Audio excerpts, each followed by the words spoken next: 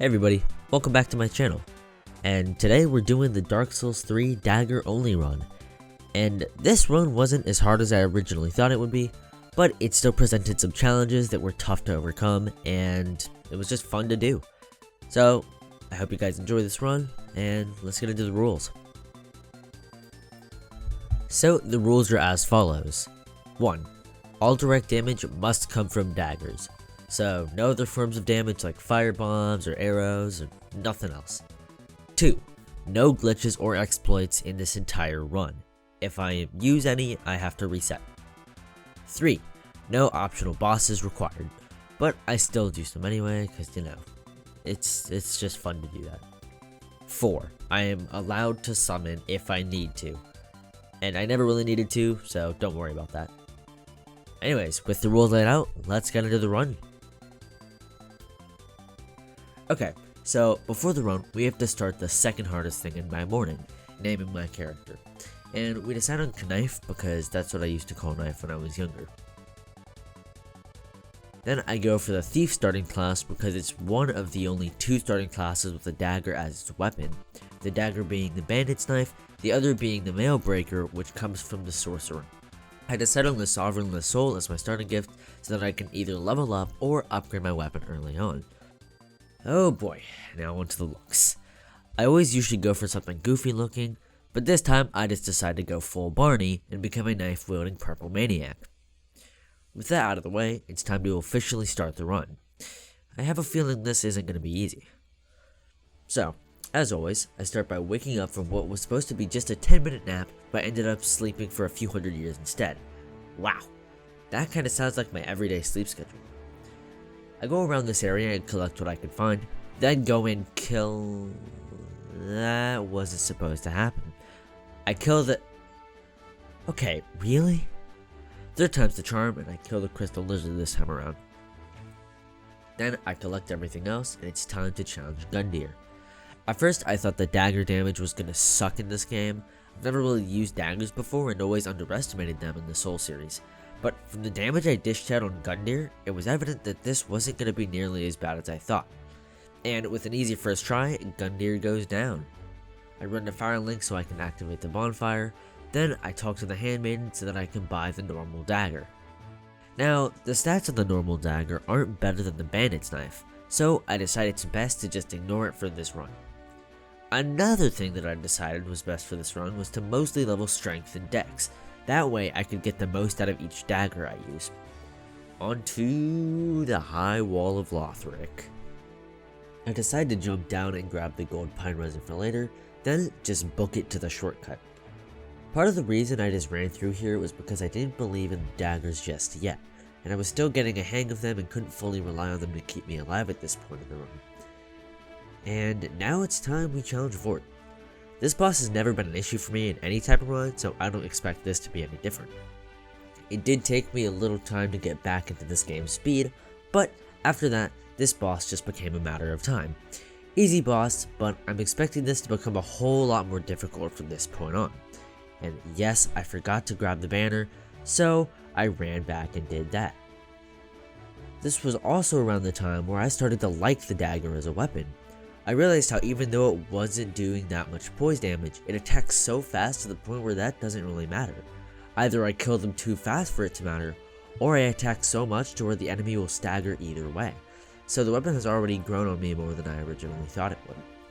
And if you couldn't tell already, I just decided to run through this area as well, only collecting what I deemed important for this run.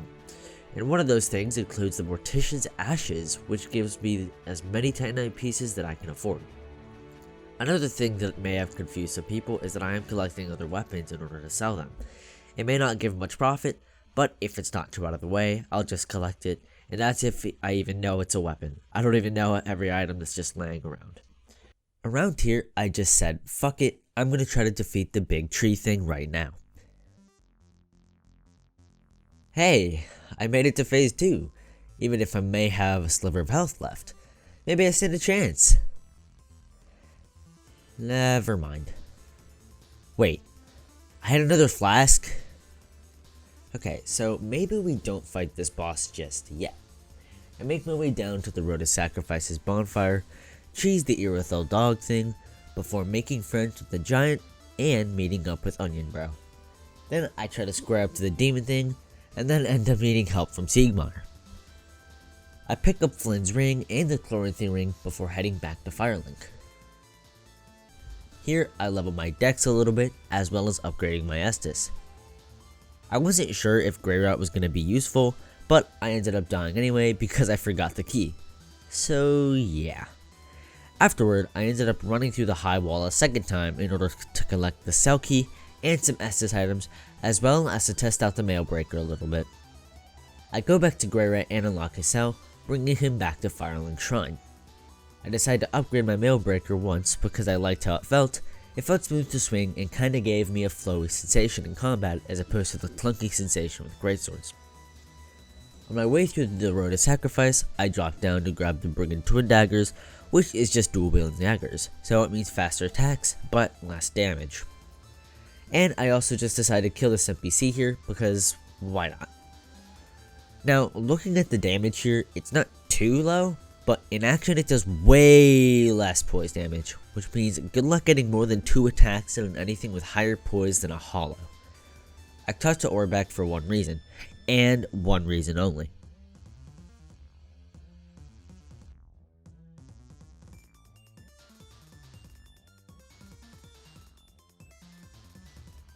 Next, I decided it's time to challenge the Crystal Sage. I mean, it's this boss or Abyss Watchers, so I decided that this is the easier option. But looking at the damage, I may have to get a new weapon or upgrade because this damage is abysmal. Now, this fight isn't too bad in the first phase, but the thought of the second phase made me question if I should even be doing this now. And I got my answer pretty fast. Wow, after not playing this game for a while, I forgot how much I hated some of the areas. I pick up the Farron's Cold just in case I want to infuse anything later. I wait for these guys to do the dirty work for me. Then make my way into my absolutely favorite area in this game. I'm being sarcastic if you couldn't already tell.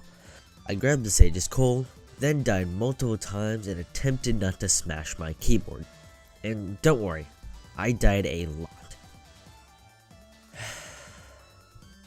I sell swords, see what I did there, and upgrade the Twin Daggers.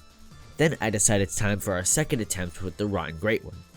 Phase 1 goes mostly okay, with just a few casualties, but it was just swinging my daggers at his big white balls. And Phase 2 goes surprisingly well. I started off by making sure to stick by his backside and try to pop the balls on his back first. But now is the dangerous part. I have to stick in front of him where I risk being caught by the really bad grab hitbox. And like, come on dude, this is total BS. But after barely surviving the grab attack, I managed to focus and pull out the win with 0 Estus remaining.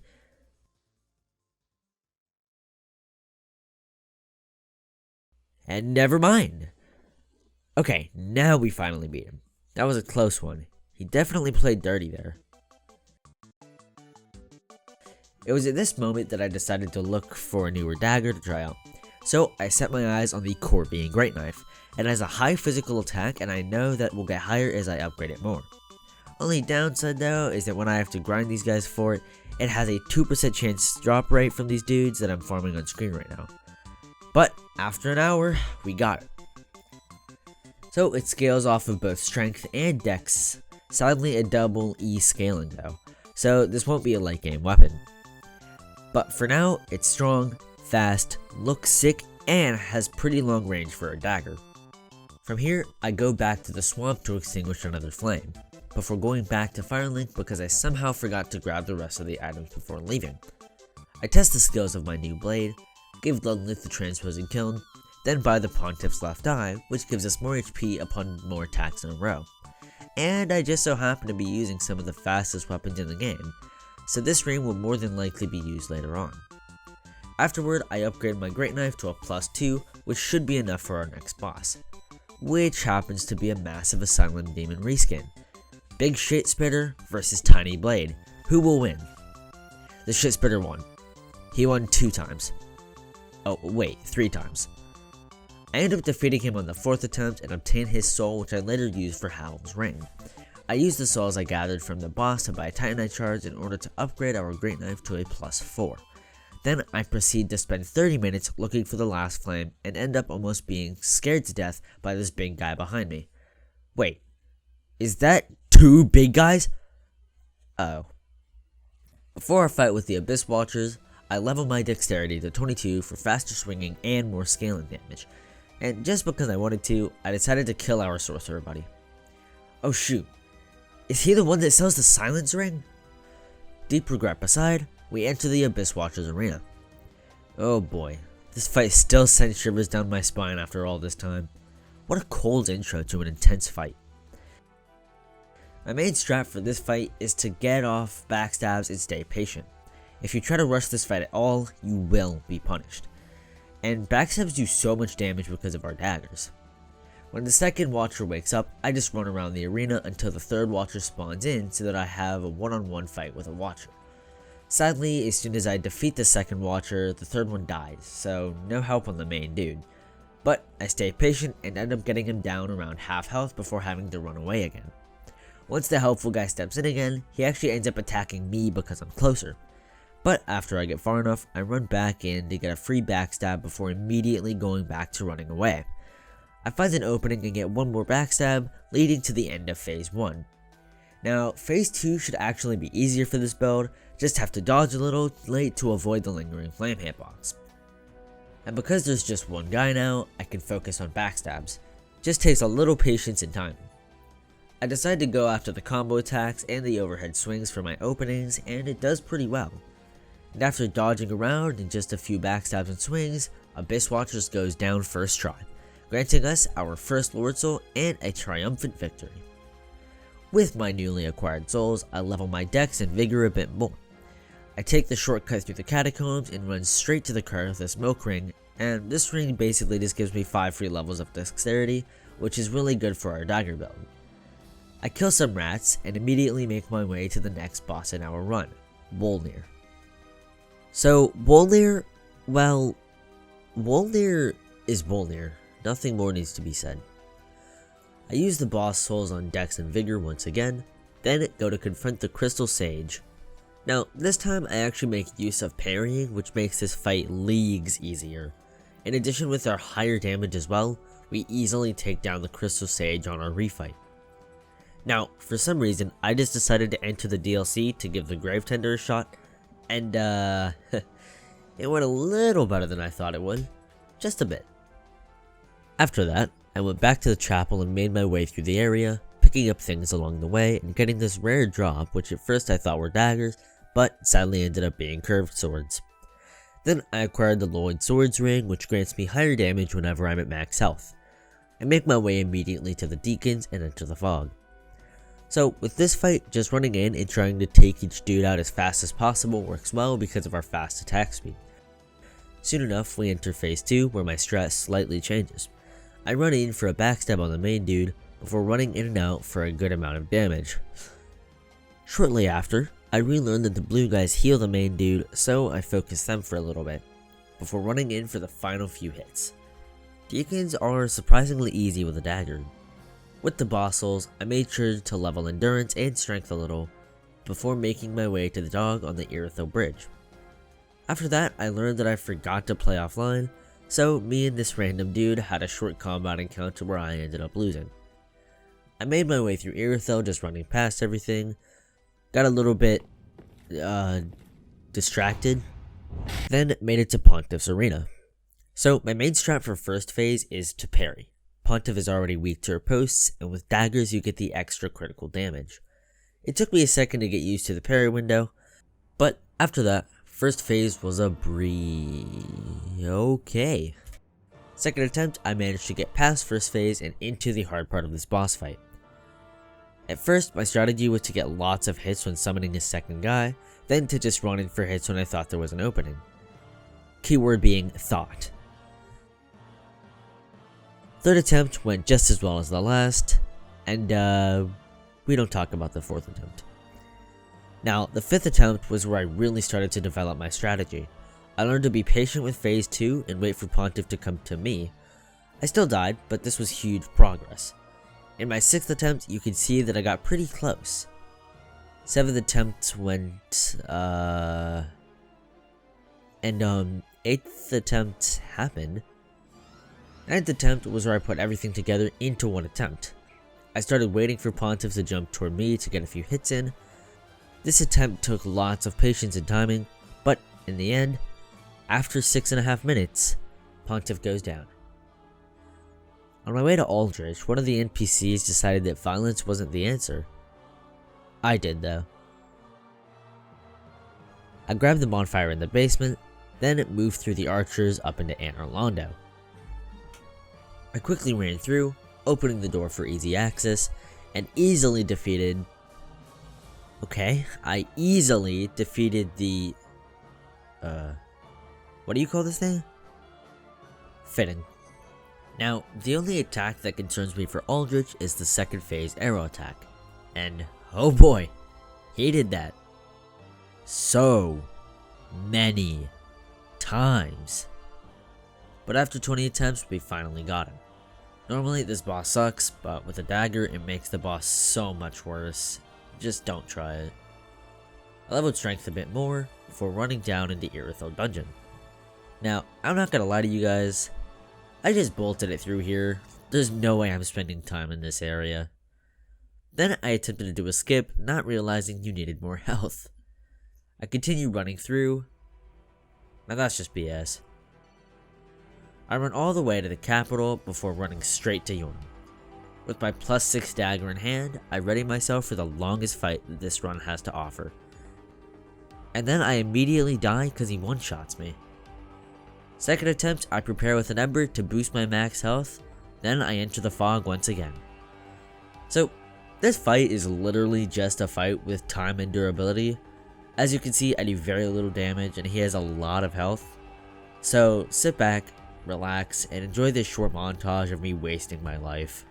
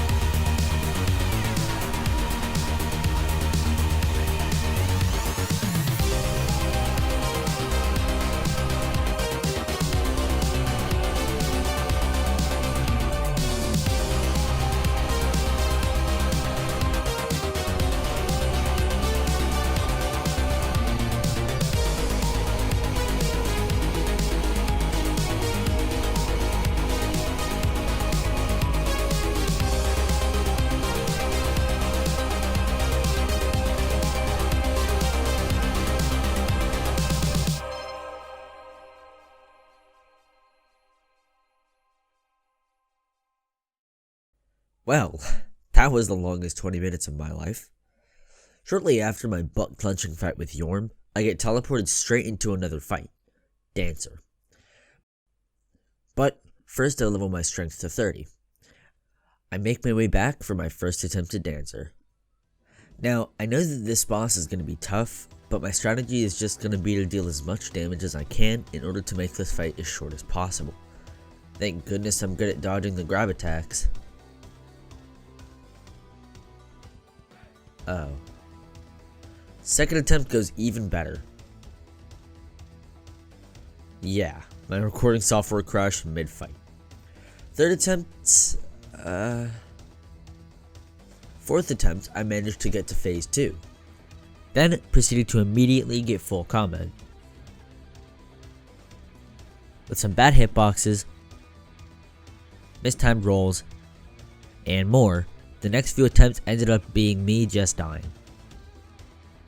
After this, I decided to go and level up and prepare more. I sold some boss souls in order to buy upgrade materials so that I could upgrade my bandit's knife in order to get some of that sweet bleed damage. Then I learned that Dancer is weak to dark magic, so I grabbed some of the human pine resins from the handmaiden. Next, I leveled my health more at the cost of some boss souls. This attempt showed how good the bleed was and how fast I was able to enter phase 2. But in phase 2 I never seemed to get a bleed proc, so I had to change it up a little. So I went back to Firelink to sell my souls and weapons for 3 more levels in health. It did not help. So my new plan was to get a bleed proc with the bandit's knife, then switch over to the Corvian great knife for the rest of the fight. Now this run didn't last long, but it did show me that switching daggers was the way to go. This attempt is where I gave it my all. I got the bleed proc and switched over to the great knife, made it to phase 2 with 10 Estus remaining, and once I got closer and closer, I went full throttle. I popped an ember for a huge health boost and used the human pine resin for boosted damage. It took everything I had, and a bit of luck, but in the end, she ended her final dance. Dancer was much tougher than usual. Faster attack speed didn't mean that much here, and I really felt the short range come into play here. GG Dancer. I bought some embers from Greyrat before selling everything I had in order to buy the tower key to unlock patches. So, I was told to make a glass dagger today, but I honestly just don't see the point. Oh, come on, I didn't think it was that bad. Next, I just decided to run through to the next boss. Before my first attempt though, I decided to upgrade my dagger once more. Okay, so I'm not going to act like this boss is easy. However,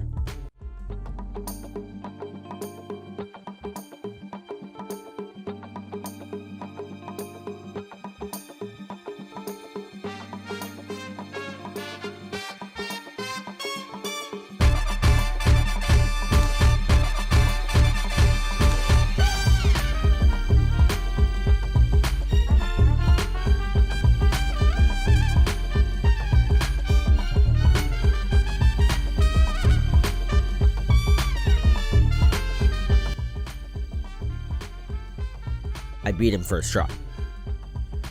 With those souls, I decided to level my health even more. Oh, and right here I ran through the entirety of the archives but wasn't recording, so here's my new stats. Just leveled my health by 4 points. And on my way to Lothric and Lorian, I got stuck on this elevator for an entire 3 minutes.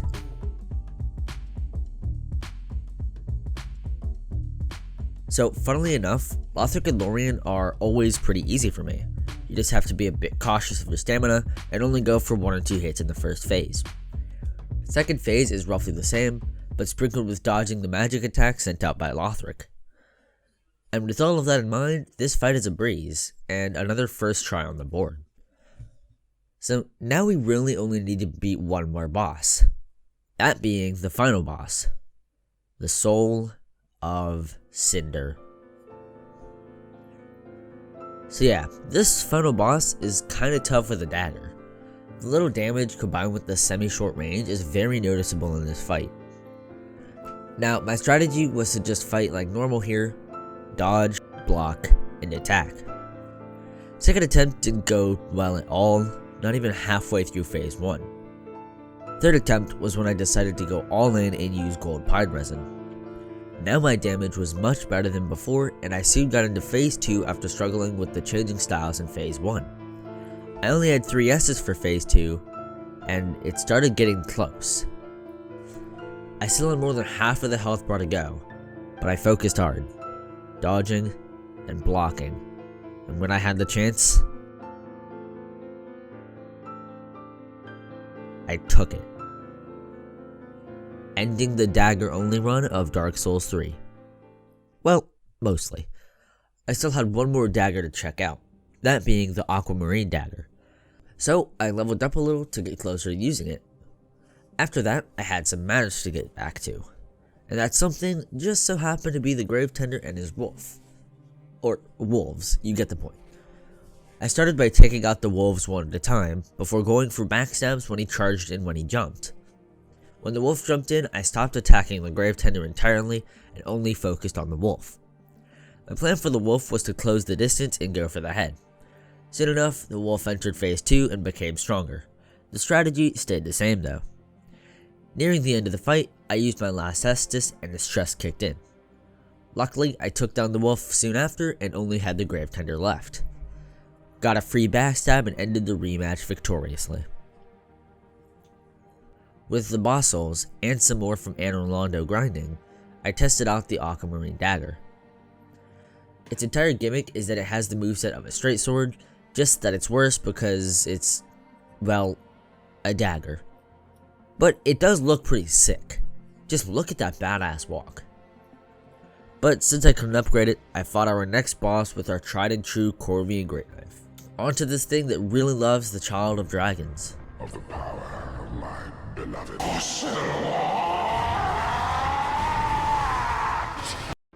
So, not much to say about this fight, just know when to dodge and be careful of the dash attack.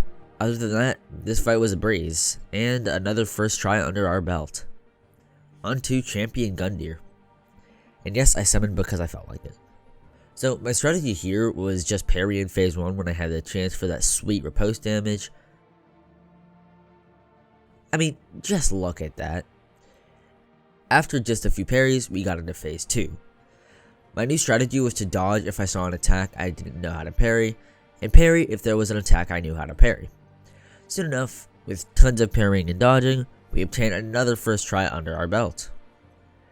The main reason I came all the way out here though, was in preparation for our next boss. I wanted the Hornet Ring, which boosts riposte damage by 30%. Now, I should have gotten this ring right after Abyss Watchers to maximize my damage early on, but I didn't want to fight Oceiros that early. Then I went back to Irithyll Dungeon because, yup, you guessed it, we're fighting the Nameless King next. But first, we had to get through the ancient Wyvern.